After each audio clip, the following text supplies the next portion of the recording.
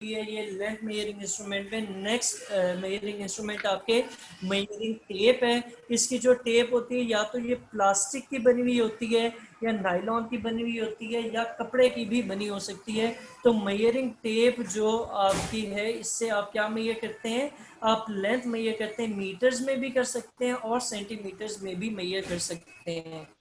ठीक है, ये मेजरिंग टेप आमतौर पे कौन यूज करता है, या तो ब्लैक स्मिथ यूज करता है या कारपेंटर यूज करते हैं। इसके ऊपर इसकी कंस्ट्रक्शन कैसी होती है, इसकी कंस्ट्रक्शन जी ऐसी होती है कि ये थिन और लॉन्ग स्ट्रिप ऑफ कॉटन होती है या मेटल की बनी होती है या प्लास्टिक की बनी होती है।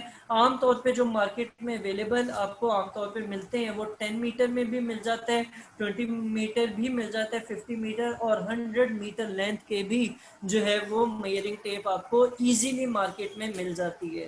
ठीक है, ये तो आपके एसआई यूनिट की बात हो रही थी कि आप इसमें मीटर में सेंटीमीटर में मेजर कर सकते हैं। लेकिन अगर आप चाहें तो आपके यहाँ जो अवेलेबल है, जो पाकिस्तान में अवेलेबल है मेजरिंग टेप्स, उनमें सेंटीमीटर के साथ साथ इंचेस में भी मेजरमेंट दी हुई होती है।